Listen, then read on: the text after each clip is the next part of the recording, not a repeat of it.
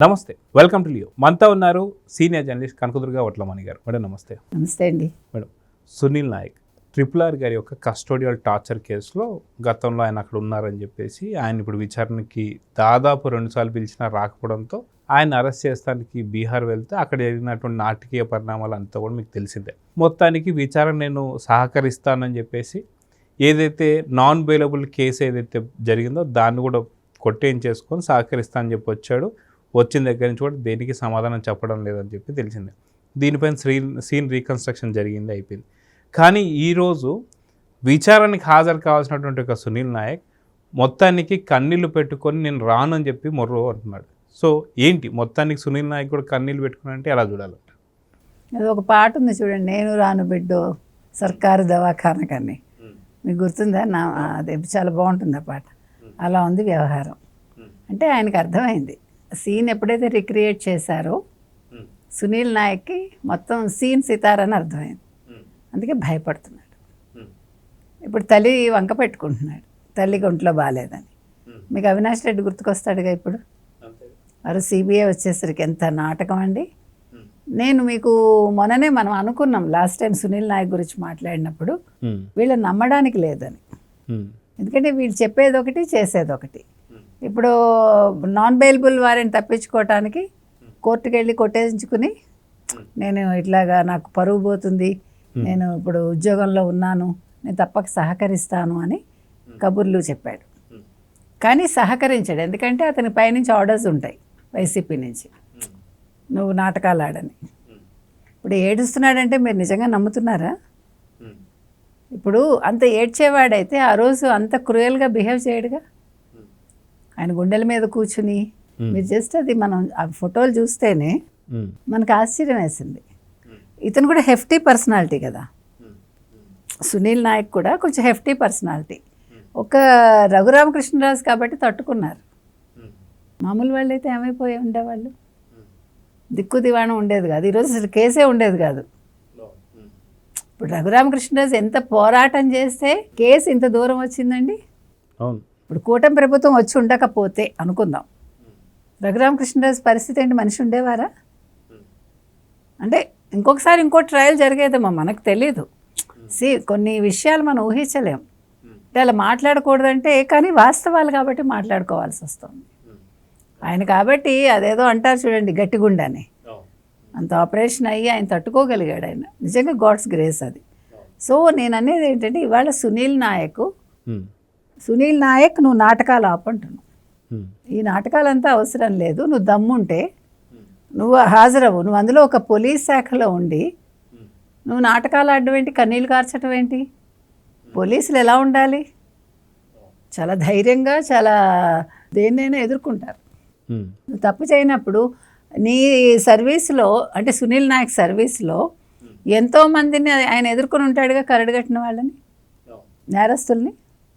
అటువంటి నువ్వు బేలగా ఏడుస్తున్నావంటే నువ్వు తప్పు చేసావని అర్థం.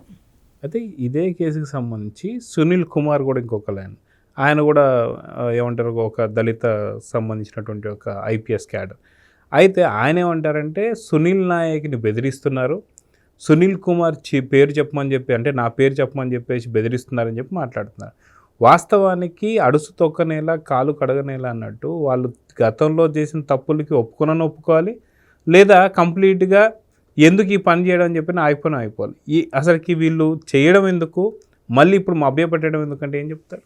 ఇప్పుడు ఇక్కడ ఇంకొక పాయింట్ మీరు గ్రహించాల్సింది ఏంటంటేనండి, మనం ఇంతకుముందు కూడా చాలాసార్లు, అంటే చరవినమైనా కొన్ని చెప్పుకోవాలి, తిరిగి చెప్పుకోవాలి. ఎందుకంటే ప్రజలకు అర్థం కావాలి. నా ఎస్సీలు, నా ఎస్టీలు, నా బీసీలు, నా మైనారిటీలు అని ఏదైతే చెప్తాడో వాళ్ళనే తొక్కేస్తాడు. ఇప్పుడు ఇవాళ మీకు వైసీపీ ఆవిర్భావ దినోత్సవం. వైసీపీ ఆవిర్భావ దినోత్సవానికి ఇవాళ పునాది ఎవరు? ఒక బీసీ కదా. ఎందుకు చెప్తున్నానంటే, ఇప్పుడు ఈ సునీల్ నాయక్ అనే అతను ఎస్టీ అయి ఉండొచ్చు, సునీల్ కుమార్ ఎస్సీ అయి ఉండొచ్చు.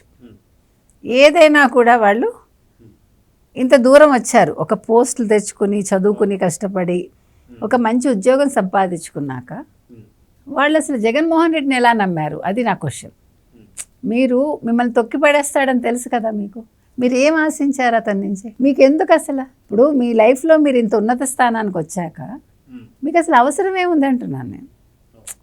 ఇప్పుడు మీరు ఎంత గర్వకారణం మీ కుటుంబాలకి, దాన్ని ఇవాళ ఎందుకు పాడు చేసుకున్నారు మీరు? మళ్ళీ ఇప్పుడు ఎందుకు భయపడుతున్నారు, ఎందుకు ఏడుస్తున్నారు? ఇది దిగజారడమేగా.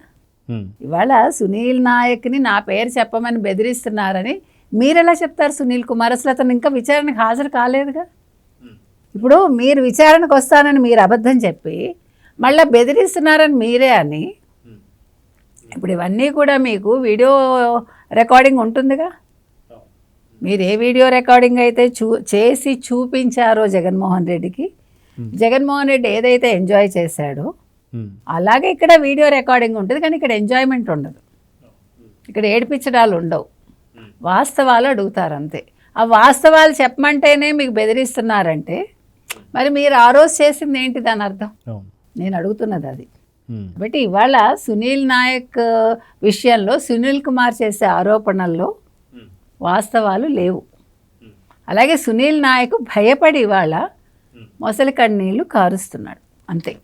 అంతే తప్ప విచారణకి మీరు హాజరై తీరాలి, మీరు వాస్తవాలు అంగీకరించాలి. మిమ్మల్ని ఎవరు బెదిరించారు, ఎవరు ఇలా చేయమన్నారు, అసలు మీరు ఎందుకు ఈల్డ్ అయ్యారు, ఎవరి మాటలకి మీరు ఎందుకు అంగీకరించారు, మీకు దానివల్ల ఏం బెనిఫిట్ ఇస్తామన్నారు, అసలు మీ ఉద్దేశం ఏంటి? ఆర్ఆర్ఆర్ని చంపటమే మీ ఉద్దేశమా? అవతల పక్క ఎవరు ఎంజాయ్ చేశారు వీడియో చూస్తూ, మీకు ఆ వీడియోలోంచి ఏం ఇన్స్ట్రక్షన్స్ వచ్చాయి, ఇవన్నీ కూడా బయటకు రావాలి. అయితే ఖచ్చితంగా అటు తల్లి సెంటిమెంట్ని అడ్డం పెట్టుకోవడం అనేది ఇది మొదటిసారి ఏం కాదు. గతంలో వైసీపీకి సంబంధించినటువంటి ఆ యొక్క పార్టీ నేతలు కావచ్చు, లేదా జగన్మోహన్ రెడ్డి తమ్ముడైనటువంటి ఒక అవినాష్ రెడ్డి కావచ్చు, వీళ్ళందరూ కూడా తల్లిని జగన్మోహన్ రెడ్డి తల్లిని అడ్డు పెట్టుకున్నాడు. వీళ్ళందరినీ కూడా తల్లిని అడ్డం పెట్టుకోవడం కానీ, తండ్రిని అడ్డం పెట్టుకోవడం కానీ, లేదంటే ఫ్యామిలీని అడ్డం పెట్టుకొని చాలామంది తప్పించుకునే ప్రయత్నాలు చేశారు. సో సేమ్ స్క్రిప్ట్ ఇప్పుడు సునీల్ నాయక్ ఫాలో అవుతున్నాడా? సో తల్లిని అడ్డం పెట్టుకొని ఇప్పుడు గతంలో మీరు ఇందాక అన్నట్టుగా ఏదైతే కర్నూలు హాస్పిటల్లో తల్లిని దాచిపెట్టినటువంటి ఒక అవినాష్ రెడ్డి ఉందో అదే సీన్ మళ్ళీ రిపీట్ కాబోతుందంటే ఏం చెప్తారు? ఉండొచ్చు ఖచ్చితంగా. ఎందుకంటే ఇప్పుడు సునీల్ నాయక్ అనే వ్యక్తి కొంచెం తెలివిగా ఆలోచించమంటున్నా. ఇప్పుడు మీరు నిజం ఒప్పేసుకున్నారనుకోండి, మీరు ఒక సర్వీస్లో ఉన్నారు కాబట్టి మీకు కొంచెం కన్సిడరేషన్ ఉంటుంది. క్యారీ ఫార్వర్డ్ అవ్వకుండా మీరు అప్రూవర్గా మారిపోతే మీరు కనీసం తలెత్తుకుని తిరుగుతారు.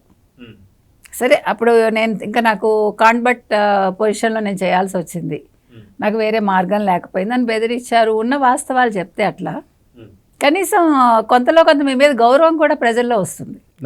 నేను చెప్తున్నది అది. మీరు అవన్నీ ఆలోచించకుండా ఇంకా పైనుంచి వచ్చే స్క్రిప్ట్నే ఫాలో చేస్తాను, ఆ జగన్మోహన్ రెడ్డి ఇలా నాటకం ఆడమన్నారు తల్లిని అడ్డు పెట్టుకుని అంటే ఇంకా మీ పతనం ఇంకా మీరే తెచ్చుకున్నట్టు అంతే. ఈవెన్ సునీల్ కుమార్ అయినా అంతే. మీరు మీ పేర్లు బయటకు వస్తాయని భయపడకండి. మీరు ఆలోచించాల్సింది చేసిన తప్పు నుంచి మేము ఎట్లా బయటపడాలి, దీనివల్ల మాకు మా భవిష్యత్తు, ముఖ్యంగా మీ పిల్లల భవిష్యత్తు ఆలోచించండి.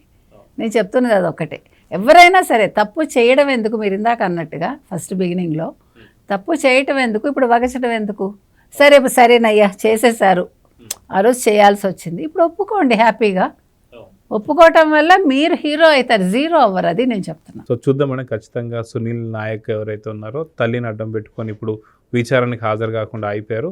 కానీ అన్ని ఆధారాలు చూపించిన తర్వాతనే దామోదర్ గారు కంప్లీట్గా అన్ని నిజాలు బయటకు వస్తున్నటువంటి సమయంలో ఇక జైలుకి వెళ్ళక తప్పదని చెప్పి ఎలాంటి ఏమంటారు చిన్న గ్యాప్ తీసుకుని చెప్పి అనిపిస్తుంది. సో చూద్దాం జరగబోతుంది. నమస్తే. నమస్తే. Please subscribe to Leo news for more videos.